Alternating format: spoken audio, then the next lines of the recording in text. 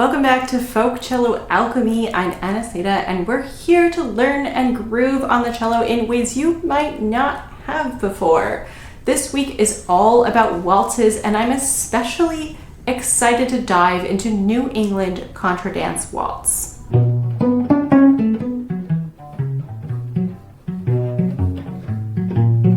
I've been going to contra dances since I came of age, and after 13 years in New England, this tradition is a core part of my musical world. Contra dancing is lively, fast-paced, and deeply communal. After 90 minutes of intricate, technical, coordinated dancing in long lines, the waltz at the end of each half is a welcome breath of fresh air. You can dance solo, with a partner, or even with 3 or more people if you're feeling adventurous. The dance floor moves in a gentle counterclockwise flow, and while the steps are entirely improvised, the only rule is to avoid bumping into other dancers. Many of the waltzes played at contra dances are original tunes written by fiddlers and dancers in the tradition. And today we're here focusing on one of the most beloved, the Faraway Waltz. Far Away was composed in 1985 by Pete Young on a mandolin around 7 a.m. right after a legendary all-night dawn dance in Brattleboro, Vermont. He wrote it for a woman he described as having an enchanting but elusive quality. He once said, "That's what I was trying to convey. All I got out of this deal was the tune, but I'm not complaining."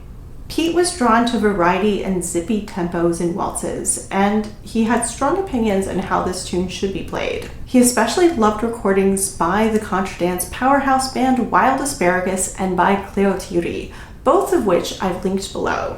New England folk music has deep Celtic roots, but contra dance bands play a wild mix of styles.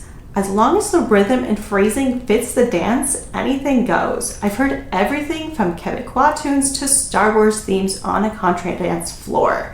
There's even a whole subgenre of techno-contra.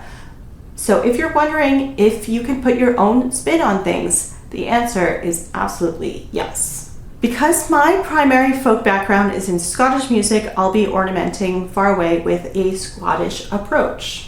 If you're learning Far Away from sheet music, I've linked a version from this session, a great resource for tune transcriptions. I always encourage cellists to get comfortable with reading treble clef down an octave. It saves the trouble of needing a separate transcription for every tune. It gets easier with time and practice. Like I explained in Scottish Cello 101, bowings and ornamentation are improvisational elements that develop with stylistic fluency. Think of it like forming sentences in a new language. Mimicking my choices is a great place to start.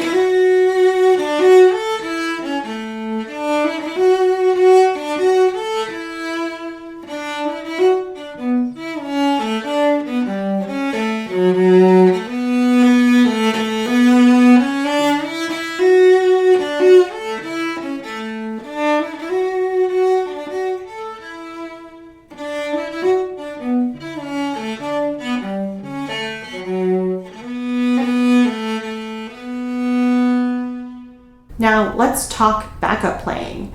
The cello is a fantastic instrument for both melody and accompaniment in contra dance music.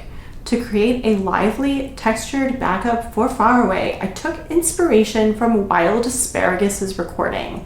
They strike a beautiful balance between jagged, jazzy hemiolas and sweeping, graceful waltz phrasing. If you've watched Folk Cello Alchemy episode 2, you might remember that a chord is just the arpeggio for each bass tone. A great exercise is to loop the melody and experiment with chord tones as you move through the progression. This helps internalize chord transitions, especially over a hemiola. I've linked a tool that lets you loop the melody section of this video so you can practice along, but for now, let's try it together.